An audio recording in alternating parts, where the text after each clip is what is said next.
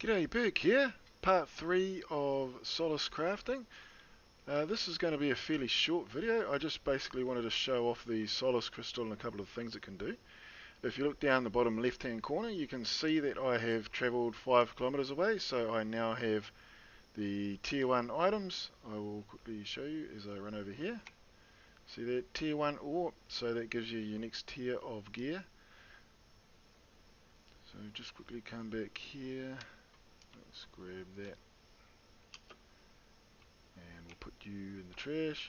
So I came all the way out here and built this, and then decided that there's a couple of other things that you guys probably haven't seen yet with regards to the Solace stone. So there's some things you can do. I showed on the last episode that you can put these obelisks up. These obelisks will destroy anything that attacks your base, basically. So if Earth Elemental gets too close, if you kite them in, these things will take them out. And I have tried previously to upgrade the Solace stone and I failed. I'm not sure, like if you quickly come around here and show you, if you have a look at how many, I have a lot of obelisks on here, and it wasn't enough to take out the demons or whatever it is that they summon when you try to upgrade your Solace stone. So I'm not 100% sure if it's out of balance, or maybe I put them too far away. I'm not sure, but I did want to show off to you guys so you can see what you need to go through. So I imagine either this is unbalanced or I'm doing this wrong. I'm not 100% sure. I'm still pretty new to the game. So I will show you the upgrades, and quickly before I do the upgrade, I just want to show you, see the set as home lit green? If that's white, then that's not set as your home button, and that's this little house down here on the hotbar, the 0 key. When you push that, it will use up some of your mana, which is the blue one down the bottom on the left hand side, and it will take you straight back to whichever Solace crystal you have set as your home crystal, which is really handy if you're get into a tight situation that you need to get out of quickly. Can save your life. So I think that anything with these red lights, little red dots, sorry, means that you will become under attack.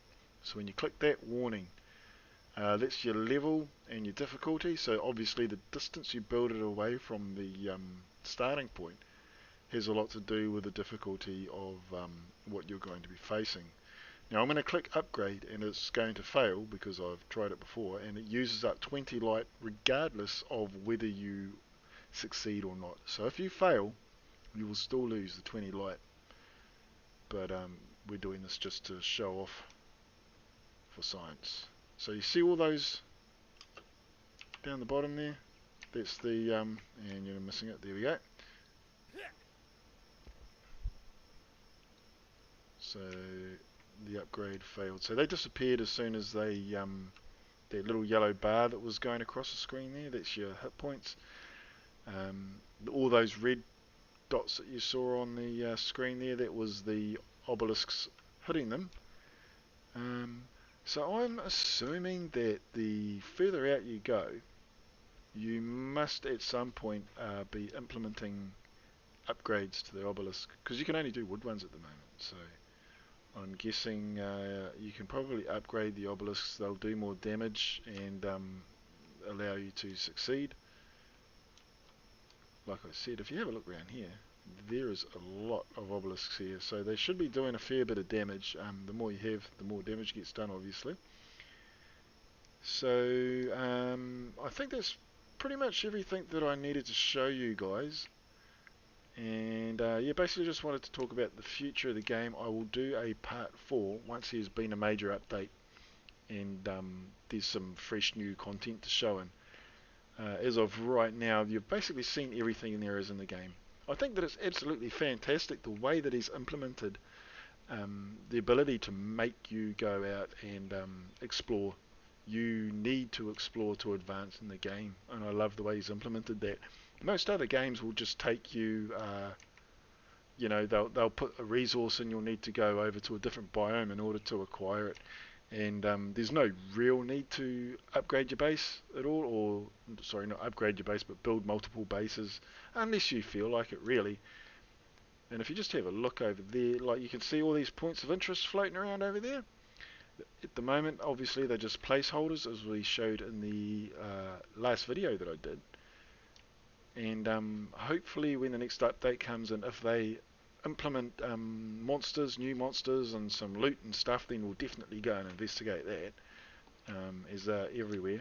Maybe a little bit too numerous, considering the size of the map, but I suppose it doesn't really matter too much. Yeah, so basically, looks like he's moving in the right direction here.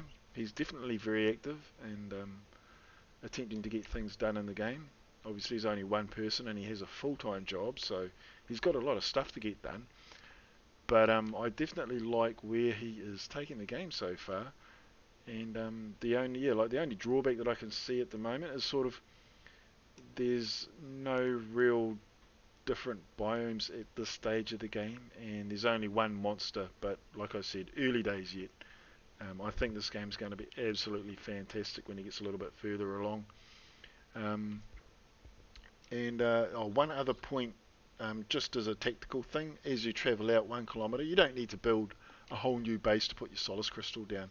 Just chuck down a few foundations, put your Solace Crystal up, and then when you advance to the next level, so when you get up there and you're level 5, instead of having to warp all the way back to here where your tier 1 equipment is to build up, you just whack a little base there, um, a couple of foundations, put your solar stone down, and then you can teleport straight back here, upgrade all your gear, and level yourself up so you're a bit stronger for the next kilometre.